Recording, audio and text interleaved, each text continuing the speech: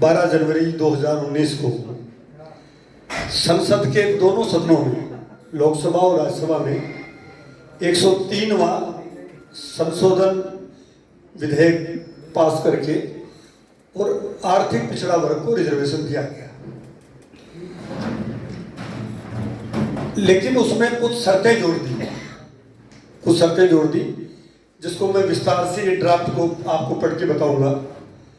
शर्तें जोड़ दी तो वो शर्तें जोड़ने से, क्योंकि उन्होंने संविधान में संशोधन करके रिजर्वेशन दिया प्रधानमंत्री जी ने, इसलिए तो हम सब जो SC ST OBC के अलावा जो अनरिजर्व कास्ट के जो लोग हैं, EWS वर्ग के जो लोग हैं, प्रधानमंत्री जी को धन्यवाद देते हैं कि उन्होंने एक अच्छी पहल की। लेकिन जो शर्तें जोड़ी, वो शर्तें ऐसी जोड़ दी कि उसका लाभ जो है जिन जातियों को, जिन वर्गों को आरक्षण का फायदा 10% का जो किया वो मिलना चाहिए था, वो मिला नहीं। अब शर्तें कौन सी है वो मैं आपको अभी बताऊंगा, तो इसकी मैं आपको विस्तार से जानकारी दूंगा। तो सबसे पहले मैं ड्राफ्ट पूरा 5 मिनट लगेंगे, मैं पढ़ता हूं ताकि आपको भी, मैं पढ़ूंगा तो आप भी अटेंशन रहोगे। बहुत सी जानकारियां आपको होंगी, बहुत सी जानकारियां आपको नहीं भी है, नई जानकारी मिलेंगी। मैं ये ड्राफ्ट पढ़ता हूं। आर्थिक कमजोर आरक्षण का अधूरा न्याय, हाशिए पे कसर पर,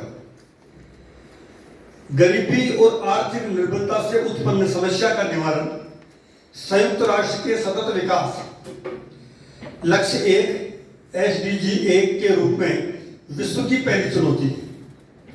भारतीय संविधान सभा में चर्चा के दौरान आधुनिक भारत के रचनाकार डॉक्टर अंबेडकर साहब ने न्याय की 3 श्रेणियां सामाजिक, आर्थिक और शैक्षिक बताई।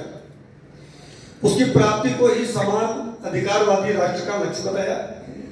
भारतीय संविधान में संपूर्ण न्याय और समग्र समानता के लिए वंचित वर्ग को समाज की मुख्य धारा से जोड़ने के लिए आरक्षण के प्रावधान को किया गया।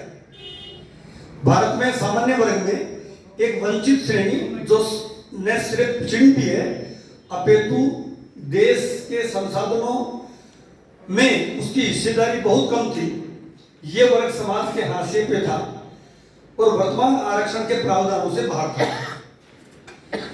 2019 में माननीय प्रधानमंत्री श्री नरेंद्र मोदी जी ने संसद के दोनों सदनों में संविधान के ऐतिहासिक 103वीं संशोधन से आर्थिक कमजोर वर्ग EWS को 10% आरक्षण का प्रावधान को बहुमत से पास किया था।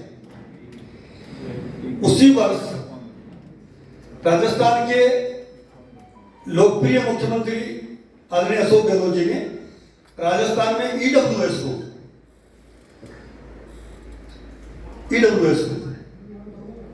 जो शर्तें लगाई थी उन शर्तों को हटा के सरलीकरण किया।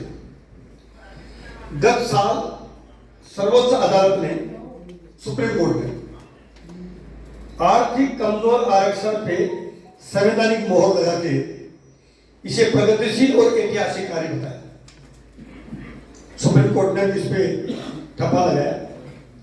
सैद्धांतिक रूप से EWS का 10% आरक्षण सामान्य वर्ग के वंचित वर्ग के लिए उपलब्ध है, पर उससे जुड़ी जटिल शर्तें और विसंगति ने धरातल पे इसके प्रभुत्व को कमजोर किया। केंद्र में मौजूदा रूप में EWS एक अधूरा न्याय है। केंद्र में EWS एक अधूरा न्याय है। EWS की प्रमुख शर्तें, जिसमें 5 एकड़ कृषि योग्य भूमि और मकान की संकीर्ण क्षेत्रफल को बनाया, तो किसी भी दृष्टि से न्याय संगत और तर्कसंगत नहीं है। मौजूदा EWS में अन्य वर्गों की तरह इसको आयु सीमा में भी कोई छूट नहीं दे रखी है। इन्हीं जटिल शर्तों के कारण बहुत से वंचित युवाओं, खासकर गांव के गरीब विद्यार्थी और महिला अभ्यर्थी EWS के दायरे से बाहर हो जाते हैं। राजस्थान में गांवों में रहने वाले विद्यार्थी को ईडब्ल्यूएस के सर्टिफिकेट बहुत कम बनते हैं। जब ईडब्ल्यूएस की विसंगतियों की जानकारी राजस्थान के मुख्यमंत्री जी अशोक गहलोत जी को दी तो उन्होंने ईडब्ल्यूएस की भेदभाव वाली शर्तों को तुरंत दूर कर सामाजिक न्याय की नई नींव स्थापित की। अतः राजस्थान में सुधार होने से हजारों ग्रामीण युवकों और युवतियों को विगत वर्षों में रोजगार मिला। इसलिए शायद ईडब्ल्यूएस की जंजीरों से मुक्त करने पे सर्व समाज ने श्री गहलोत जी को ईडब्ल्यूएस सुधारक का भी उपाधि दी। केंद्र सरकार की परीक्षाओं में ईडब्ल्यूएस अभ्यर्थियों की स्थिति यह आपको सबको जानकारी होना बहुत जरूरी है। यूपीएससी की वार्षिक रिपोर्ट 2019-20 के अनुसार ईडब्ल्यूएस श्रेणी में आवेदकों की संख्या, एप्लीकेंट की संख्या अन्य वर्गों की तुलना में बहुत कम है। यूपीएससी 2019 की civil service IAS, IPS, IRS में एक पद पे आवेदकों की संख्या के आधार पे ईडब्ल्यूएस श्रेणी में प्रति पद एससी से 3.5 गुना कम, एसटी से 3 गुना और ओबीसी से 2.5 गुना कम आवेदन प्राप्त हुए हैं।